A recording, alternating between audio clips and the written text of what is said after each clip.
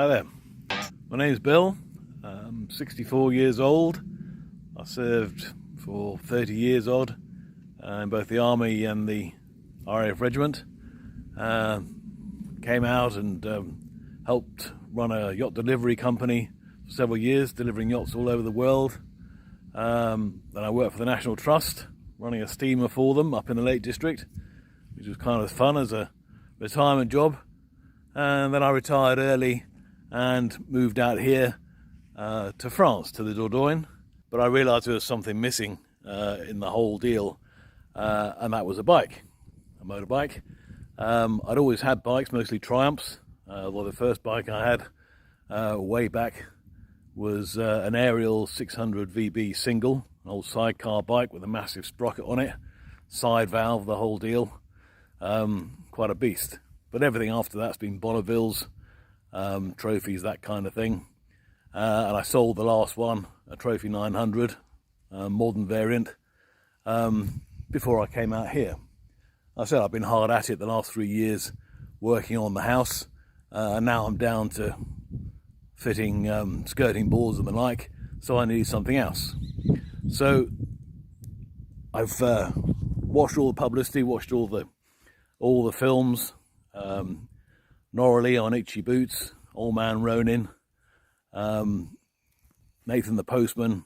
There's lots of good sources out there and lots of really good videos. And what I wanted was a big single. And okay, the one I chose wasn't the biggest of singles, but it's turned out to be absolutely right for me. So what did I buy? I bought this, the latest variant of the Royal Enfield Himalayan. This is mine, in the only colour for a bike, which is black, of course. And I've had it now for a few months. I picked it up from Motorbox, the excellent dealers in Marmande in France, just to the east of Bordeaux. Really good showroom. As you walk in, it's wall to wall Royal Enfields. They love them. They do Harleys and other cheap bikes like that, but Royal Enfield is what it's all about. So I went and had a look at one identical to this and said I wanted it, but I just wanted to give it some thought. And they said, well, be aware it might not be here when you come back. I went back 2 days later and it was gone. So I had to wait another 3 months for this baby to turn up, and here she is, just walking around. It's all prepped up for my first run, which is going to be down to the Pyrenees in a couple of days' time. There's a weather window coming up, and I'm going to make use of that and go down there for 4 days. I call the bike GiGi after the first two numbers or digits of the number plate you can see there. And if any of you remember the film, which I think was 1958, with Maurice Chevalier and Leslie Caron, that was the logo from it. And the theme song, of course, was Whatever Happened to Little Girls, whatever it is. Anyway, very dodgy lyrics for these days. So this is the bike as she looks now. Let's just have a look at what I've done so far, although I have plans for a lot more. There's a few things you need to know about biking in France. One of them is you've got to display the insurance tag. That's the place they recommend on the mud guard, but it varies. But of course, there's no road tax, so hey, I don't mind.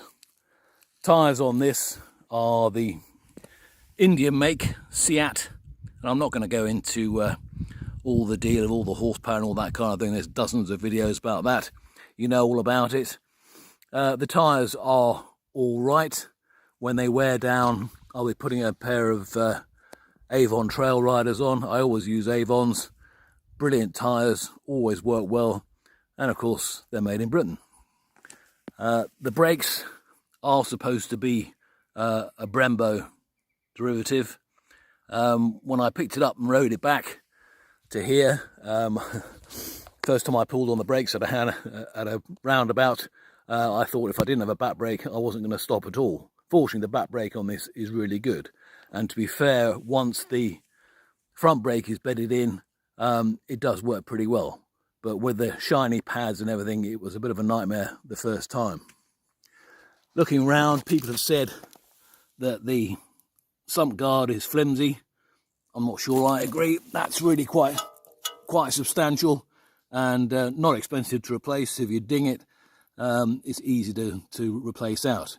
Similarly with the oil cooler there, people put covers on those. I might do just for the cosmetic effect, but actually the one that's on there will certainly deflect any stones away from the front of the oil cooler there.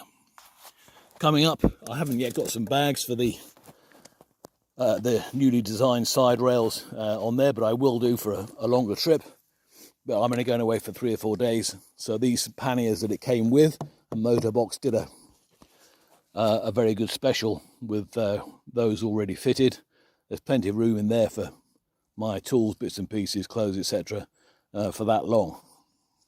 Let's have a look at the saddle. A lot of people say they find the saddle quite good. I think it's absolutely bloody diabolical. After an hour, I don't know, maybe I'm broad in the beam, but my backside felt like it was sitting on rivets on the pan. So I've ordered a new gel seat. It hasn't arrived, so all I've done is strap on the gel seat from my fishing kayak, and there it is, perfectly comfortable, does the job.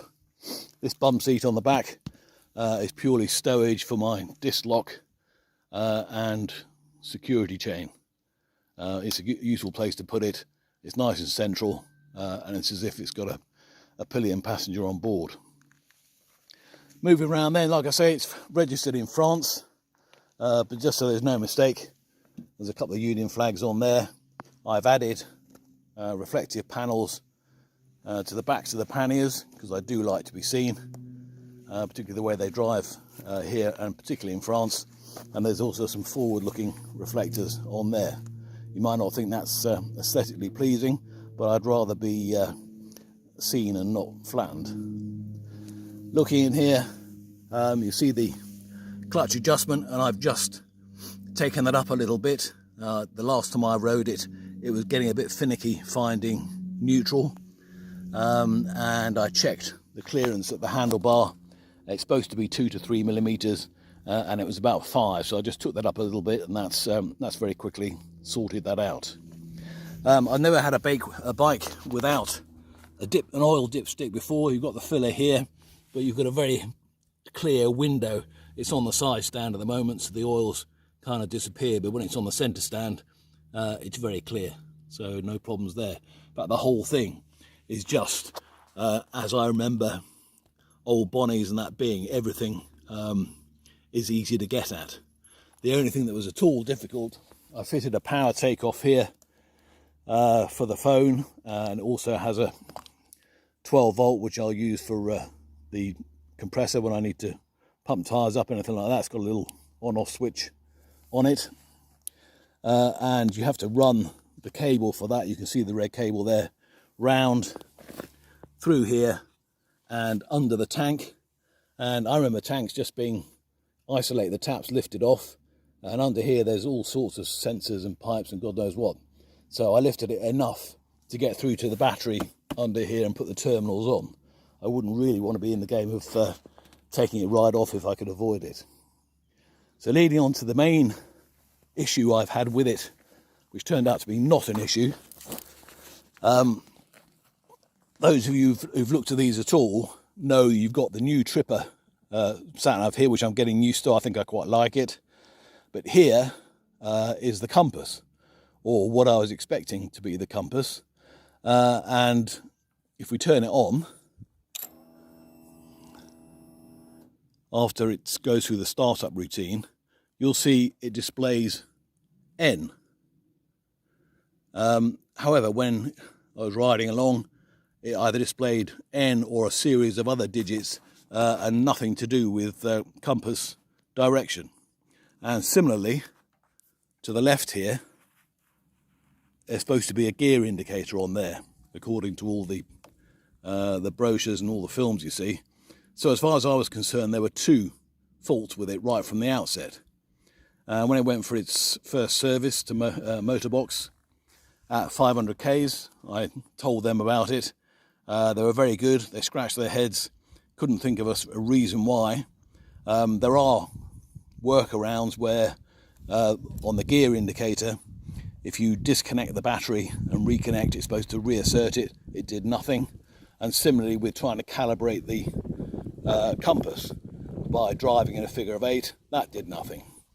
They said leave it with them and they'd find out, and true to their word, about 5 days later they came back in an email and said that Royal Enfield had done a completely no-notice, unpublicised change whereby the gear indicator has been removed from this display here and has moved to here and replaced the compass, which now doesn't exist at all. So the N, and I should have realised this, I feel pretty stupid about it, of course doesn't represent north, it's for neutral. And when you engage gears, for first you get G1, gear 1 obviously, and then going up G2 to G5. And it works perfectly well, and it's actually quite well in the eye line, so I don't mind that, but it would have been good if Royal Enfield had actually bothered to mention it in the first place. The other thing I put on is a quad lock carrier for my phone here. I'm just debating whether I want to use the sat-nav on there with Google Maps, or just have it in my pocket with the Royal Enfield app and have it running on the tripper display. Obviously then you can't see any names of destinations or where you are on the route, so you've got to trust it. But I've tried this, it does work, but that's the best angle I can get it at, and there's still a fair bit of reflection off the sun. So I'm going to have to get the frame that fits up inside the screen and puts it higher up at a better angle. Make sure I've turned that off, which I have. And that'll probably remedy it. So for this trip coming up, you can't do everything overnight, I've got this fitted, and if that's not going to work, I'll just stick the phone in my pocket and run off the tripper. Although I do keep the traditional fallback, and I've got the map for the whole route. That's the first half of it, getting down there, coming down through Agen and Auch and down to the crossing over the border, the Tunnel de Bielsa, which I'm looking forward to, looks quite exciting. And then you're down into the amazing roads which go either way along the ridges of the Pyrenees. So that's the score for next week. So there we are, that's GiGi as she stands. I will be getting the GiGi crash bars, or crash avoidance bars hopefully, for the engine, the various covers for the brake master cylinder and the reservoir, the GPS mount, and probably a number of other goodies as well as I continue personalising the bike. But do I like it so far? I've had to adjust the pedal heights for both the gear and the brake, both of which were far too high for the rear brake. But actually, once you've got this bike adjusted, it fits like a glove. You just look where you want to go, and that's where you end up. There's Jake having a good stretch. He's wondering why I'm wandering around talking to myself, but he already has a pretty firm opinion of how soft in the head I am. I like the styling. Yes, it's fairly retro for a new design of bike, but it is British designed, as you're probably aware. And you know, at this stage, I didn't want a bike that was going to burn itself up the road. Quite happy to cruise at 80 or 90 clicks per hour, and that's what I'll be doing next week on the way to the Pyrenees. So my next update will be from there, and wish me luck.